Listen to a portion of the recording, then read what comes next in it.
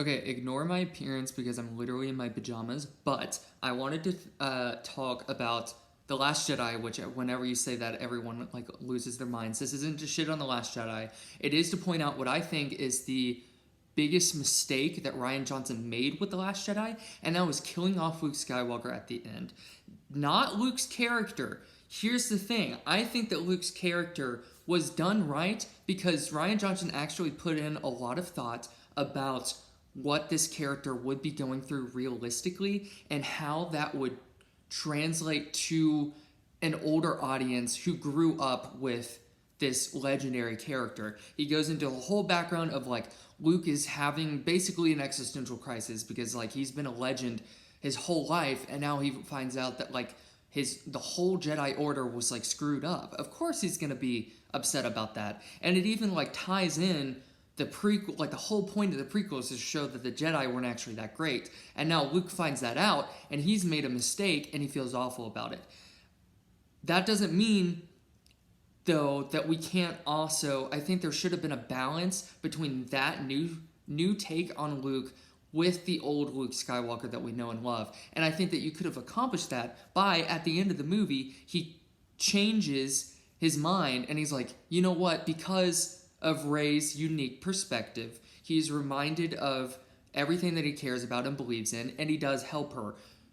What the problem is that he dies before we even get a chance to spend time with the Luke Skywalker who has now learned this lesson.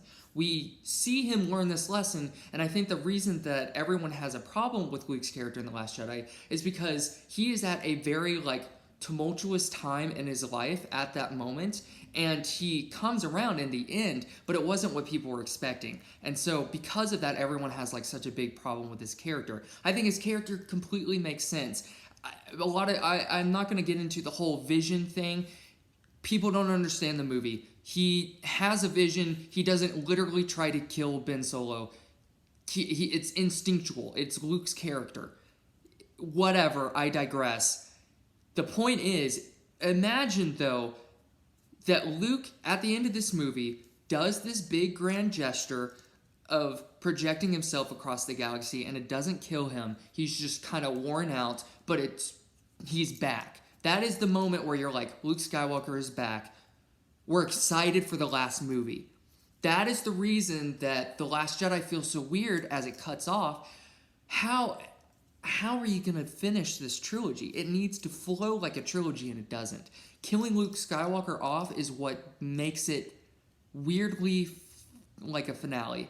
And the movie doesn't even, you don't have time to live with the death of one of the like pop culture's most popular characters. The movie, as the pacing goes, has to wrap up quick after that, but still has so much left to say. And so much happens, but you're not even grieving Luke Skywalker because so much else is going on, like them saying the rebellion or the resistance is still like, it's got its chance, whatever. So you have only a second to grieve Luke Skywalker. Imagine that he goes through this very potent story about that caters to an older audience. A man who was in his prime, is no longer in his prime, but now finds a new purpose to teach the younger generation.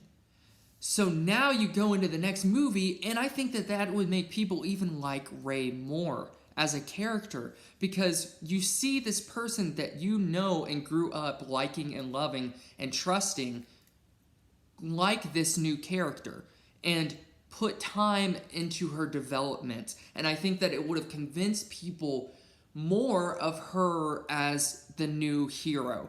It needed more of a transition that we just didn't get. And it would have cleared up, oh, how does she learn everything, whatever, why is she so good at stuff? Who cares? By the 9th movie, she has a teacher, Luke Skywalker. He trains her as a Jedi. Then, if you're gonna bring Palpatine back, why not have his worst enemies work together? The son of the guy who literally kills him in the last movie is back, training the next generation They're there together with Kylo now, with Ben Solo. Luke gets to make amends for his mistake.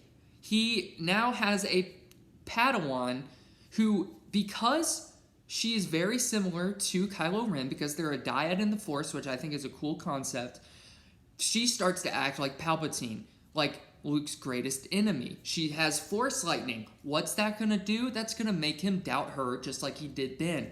But now he's learned a lesson, so he can respond to it differently and make amends. Now we not only get like resolution for the character development that Luke got in The Last Jedi, which would be way better than what the cheap like Force Ghost scene that we get in The Rise of Skywalker that like tries to like backtrack. We get it going full circle, and he works together with Ben and Rey to stop Palpatine. The main characters as a trio working together to stop Palpatine. And it would have made sense. And if you even want Luke to die peacefully at the end of the movie, do it. That's the end of the trilogy. You can make way for new storytelling, but Luke was there. We just don't get enough of Luke after he learns his lesson in the end of The Last Jedi as himself. He goes through, I think it makes total sense that he goes through all of this, but if he had stuck around to stick the landing, it would have been so much better. And it would have made sense for all of their characters. Rey is learning from this Grand Master, finally, that she, like, looked for. Then when he does die, yeah, it's up to her. But, like, I mean, picture, like, Luke and Kylo and Rey working together.